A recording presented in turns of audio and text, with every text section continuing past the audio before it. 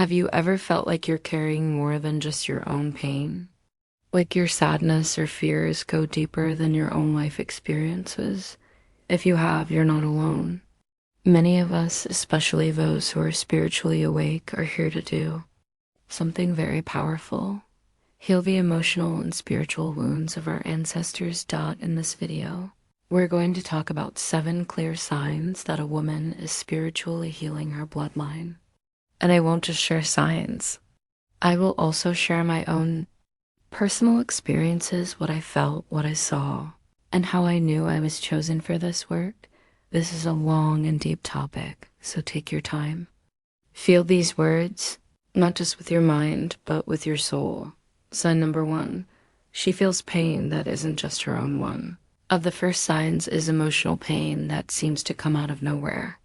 I remember a time when I would suddenly start crying. No trigger, no memory, no reason. Just waves of grief that felt ancient. It was like the sadness wasn't even mine. Later, during meditation, I started seeing images of women I had never met, dark eyes, weathered faces, hands working in the fields. I understood that I was feeling the sorrow of my great-grandmothers. Women who were silenced, abused, and burdened. And somehow that pain lived in me.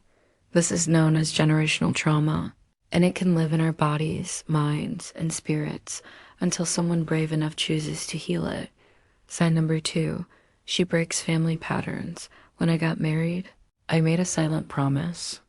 I will not repeat what I saw growing up. In my family, the women were always quiet. They sacrificed, they stayed in toxic marriages, they put themselves last. But I couldn't. I had a fire inside me. I started speaking up. I started setting boundaries. It wasn't easy. At times, I felt guilty. At times, my own family accused me of being disrespectful or rebellious. But I knew deep inside I wasn't being disrespectful. I was healing a toxic pattern. If you find yourself saying, "This ends with me," then you are the bloodline healer. Sign number 3, she has powerful dreams and visions. Around the time I started my spiritual journey, my dreams became intense. I would see temples, light beings, women dressed in ancient clothes. I would wake up with messages, symbols, or emotions that didn't make sense logically. One night, I dreamt of an old woman giving me a bowl of water. When I looked into it, I saw my own reflection, but I was dressed like her. I realized I was being shown my connection to my ancestors. If your dreams are vivid, symbolic, or spiritual, pay attention. Your bloodline is speaking to you. Sign number 4, she feels drawn to spiritual practices. She was never taught. I didn't grow up around crystals or incense. No one taught me about energy or chakras. But suddenly, I felt pulled to these things. I felt at home in healing spaces. I began lighting candles, using herbs, meditating, and chanting MTRAs. It wasn't learning. It felt like remembering. Later, I found out that my great-grandmother was a village healer. She used plants, prayers, and rituals to help people. Somehow, her gifts had passed into me, even though I never met her. You may feel drawn to spiritual tools and not know why. That's because you're remembering your soul's mission. Sign number 5, she feels like an outsider in her own family. This was one of the hardest parts for me. I often felt like I didn't belong. While everyone was busy talking about money, gossip, or daily things, I was thinking about karma, healing, and divine energy. There were times I felt lonely, even judged. But I realized something important. I wasn't meant to fit in. I was meant to transform. If you feel different from your family, it's because you were born to lead them into healing. Even if they don't understand you right now. Sign number 6, her body begins to cleanse itself.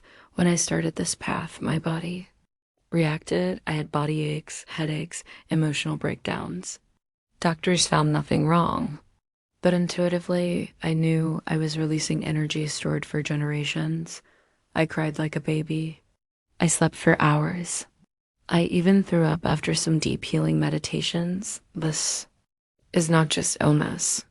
This is sacred release. When you begin to heal spiritually, your body helps you cleanse the old energy. Honor it, rest, hydrate, and trust the process. Sign number 7, she starts creating a new future for her children, whether she has children or not. A woman healing her bloodline begins to think differently.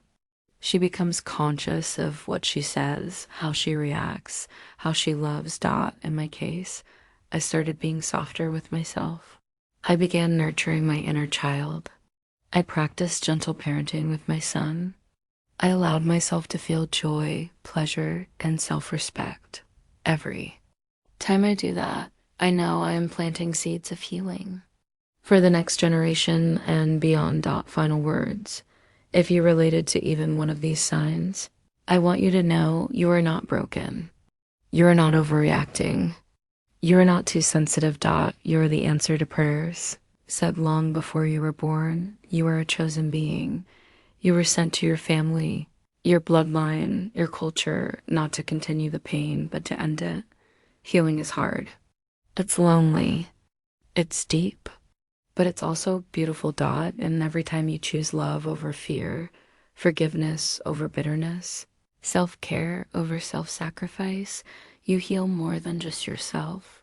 You heal those who came before you and those who will come after. Thank you for doing this work. Thank you for being here. Thank you for being you. If you found this video meaningful, don't forget to subscribe to Chosen Being. This is a safe space for all of us walking the healing path. You are not alone. Let me know in the comments which sign resonated with you the most, or share your own story. Your voice may inspire someone else to begin their healing journey. See you in the next video. With love and light. Chosen Being.